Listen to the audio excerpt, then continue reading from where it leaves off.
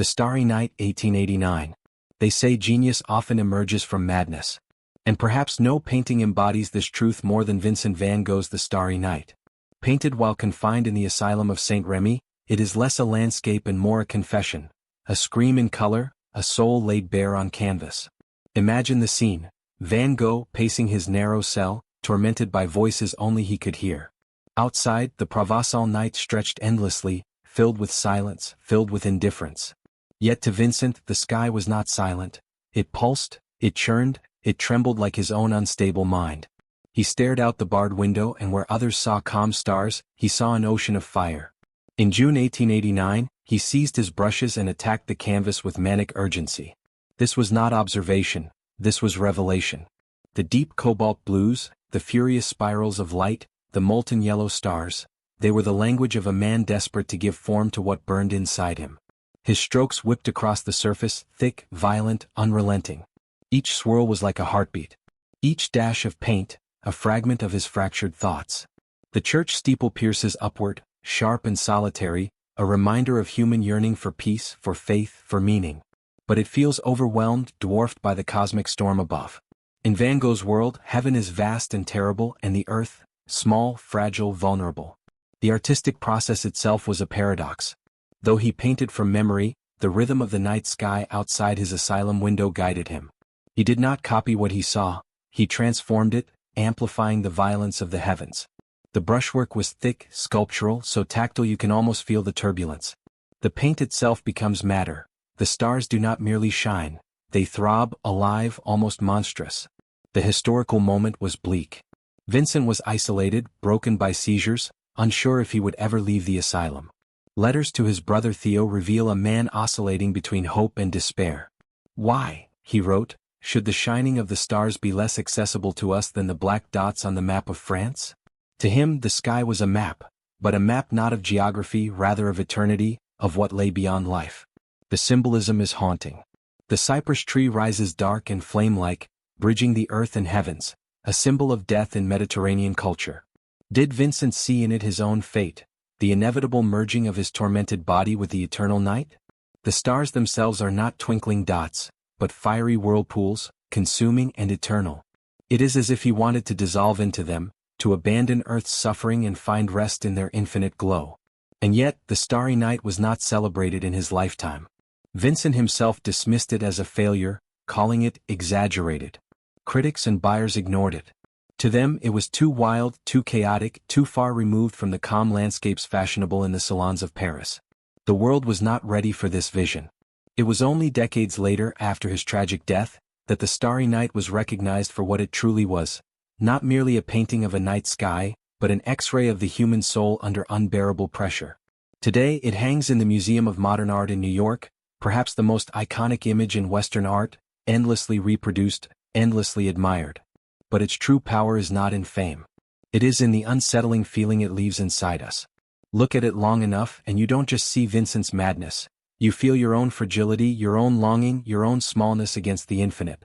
The Starry Night is not beautiful in a gentle sense. It is beautiful like a storm. It is a reminder that even in despair, art can transform agony into something eternal.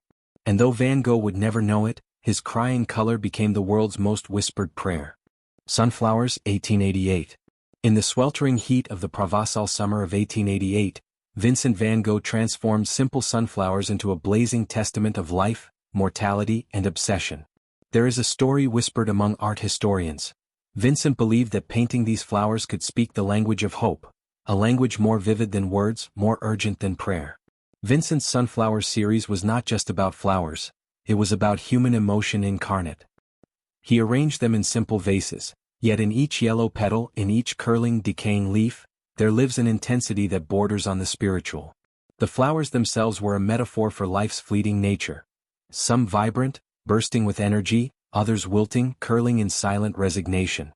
In his studio, Van Gogh worked relentlessly, trying to capture the delicate balance between the radiant and the ephemeral. Picture Vincent in Arles, his studio flooded with sunlight. The walls smelled of linseed oil and paint, the floor scattered with brushes and palettes streaked with yellow, ochre, and gold. He painted not with careful calculation but with an urgency born of obsession. Each stroke was deliberate yet frenetic, a heartbeat translated into color.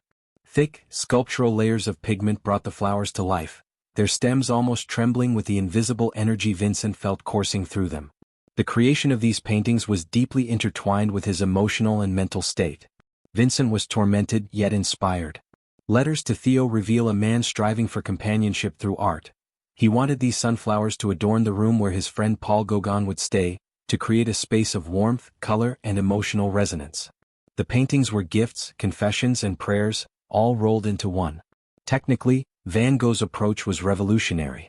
He employed a dynamic brushstroke, layering bright yellows with touches of green and deep ochre, creating depth and texture that made the flowers almost breathe.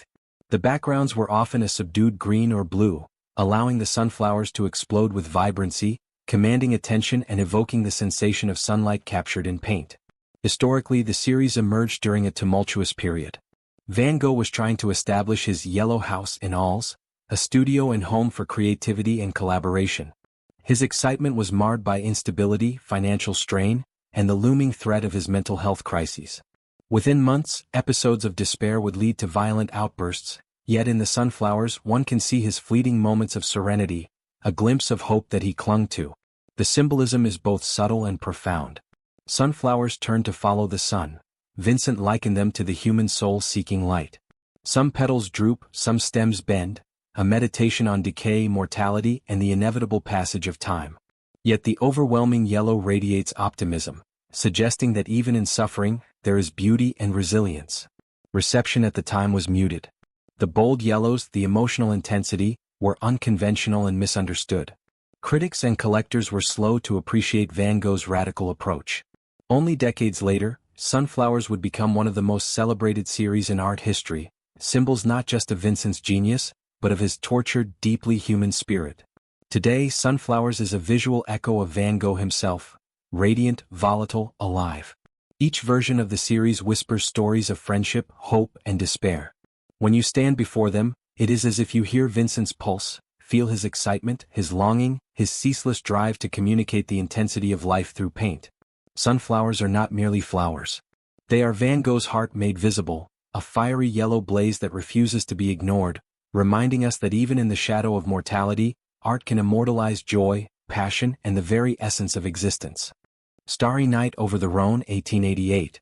On a crisp, quiet night along the Rhône River in Arles, Vincent van Gogh wandered through the shadows, a lantern of restless energy illuminating the banks as he sought the perfect interplay of sky and water. Legend whispers that Van Gogh would sometimes walk for hours, captivated by the reflections of gaslights shimmering across the river, listening to the faint murmur of water and distant conversations, as if the world itself was trying to tell him its secrets. Starry Night over the Rhône is not just a painting of a river at night, it is a poetic translation of solitude, longing, and quiet wonder. Vincent's fascination with the night sky was profound. Unlike other artists who found darkness intimidating or lifeless, he saw it as a realm of mystery, a theater where the soul could dance with infinite light. Here, he painted the stars as if they were tangible, almost breathing, their reflections rippling across the water like fleeting memories. In his studio, Van Gogh's palette was dominated by cobalt blues, indigos, and cerulean tones, punctuated with the golden glow of gas lamps. He worked on the canvas with feverish dedication, capturing the vibrancy of the night while maintaining a haunting, contemplative mood. The brushstrokes are alive, swirling, textured, intimate. The stars, the river, and the distant figures of lovers strolling along the banks become a choreography of light and emotion, a visual symphony of solitude and connection.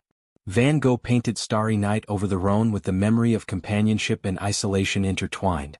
He had recently been yearning for a sense of belonging, for someone to share his quiet joys and deep obsessions. Letters to his brother Theo reveal a man simultaneously in love with life and tormented by his own instability. The painting captures that tension, a serene, romantic scene on the surface, yet underneath lies a restless energy, a palpable longing that refuses to be subdued. Technically, Van Gogh's genius shines in his layering of color and texture. The reflections in the river are not mere imitations, they are living echoes of the stars and lamps above. The night sky glimmers with deep blues and vibrant sapphire, while golden points of light shimmer like fireflies trapped in eternity. Every stroke conveys movement, yet a calm order persists, creating a balance between chaos and serenity. The historical context adds another layer of depth. France in 1888 was alive with modernity, gas lamps, cafes, and bustling streets. Yet in Arles, Vincent found a pocket of quiet that allowed contemplation and creation. The painting juxtaposes the urban and the natural, the fleeting and the eternal. The Rhône becomes a mirror not just of the stars, but of human emotion, longing, connection, and the endless search for meaning. Symbolically, the painting is rich. The star-studded sky evokes the infinite, the unknown. The river reflects not just light, but emotion, memory, and desire. The lovers walking along the banks, perhaps imagined, perhaps observed, represent fleeting moments of human connection in a vast, indifferent universe. The painting is a meditation on hope, beauty, and the fragile thread that ties human beings to the eternal cosmos. When first exhibited, the reception was muted. Van Gogh's radical use of color and brushwork often confounded contemporaries. Yet today, Starry Night over the Rhône is celebrated as a masterpiece of emotional expression. It stands as a testament to Van Gogh's ability to infuse a single scene with life, feeling, and eternal resonance, drawing the viewer into his personal dialogue with the night. Ultimately, the painting invites us to pause, breathe, and gaze beyond the immediate. It asks us to reflect on the beauty of solitude, the magic of shared moments, and the infinite mysteries of the universe. Vincent's stars do not merely shine. They whisper, calling to anyone willing to listen, urging us to see the world through the eyes of a man who painted not just what he saw, but what he felt in the depths of his turbulent, incandescent soul. Starry Night over the Rhône is Van Gogh's nocturnal confession, a celebration of life, love, longing, and the unspoken poetry that exists between light and shadow, reflection and reality. Wheatfield with Crows, 1890. In the final months of his life, Vincent Van Gogh walked through fields near Auvers-sur-Oise, his mind a storm of visions, obsessions, and melancholy. It was here, amidst the endless waves of golden wheat, that he painted Wheatfield with Crows, a work often seen as both a culmination of his genius and a haunting prelude to his tragic end. The hook lies in its dark beauty. A vast field stretches beneath a turbulent sky, heavy with foreboding clouds. Crows wheel in chaotic flight, their black forms slicing through the golden expanse. The path that cuts through the wheat seems endless, disappearing into the horizon, leaving viewers with a sense of isolation and tension. There is no easy comfort in this painting. Instead, there is raw emotion, urgent and palpable, as if Van Gogh's very soul had been poured onto the canvas. Vincent painted this piece in July 1890, during a period of intense productivity and inner turmoil. Letters to his brother Theo reveal his struggle to reconcile beauty and despair, hope and hopelessness. His health was fragile, and his mind oscillated between clarity and chaos. The creation of Wheatfield with Crows was not merely a technical endeavor, it was an act of survival, an attempt to communicate emotions too vast and turbulent for words. The artistic process was intense and highly expressive. Van Gogh employed thick impasto, layering paint with bold, almost violent brushstrokes. The wheat is alive, undulating with wind and energy. The crows are not mere birds. They are symbols of menace, of death, and of the unknown. The sky, a swirling mass of dark blues and greens, conveys both the beauty of nature and its relentless, indifferent power. Every stroke is deliberate, every color a reflection of Vincent's internal state, a dialogue between painter and landscape, despair and awe. Historically, Van Gogh was at a crossroads of life and art. The Impressionist and Post-Impressionist movements were flourishing, yet Vincent remained a solitary figure, misunderstood by many, yet intimately connected to the natural world. Wheatfield with Crows reflects his lifelong fascination with the countryside, with the spiritual resonance of landscapes, and with the way nature mirrors the human soul. It is both a universal vision and an intensely personal confession.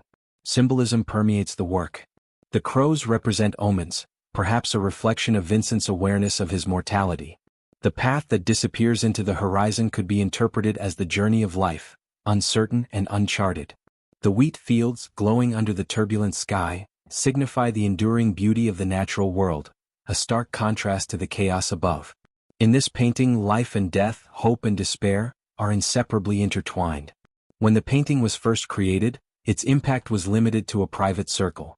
Yet over time, it has become iconic, emblematic of Van Gogh's final emotional landscape.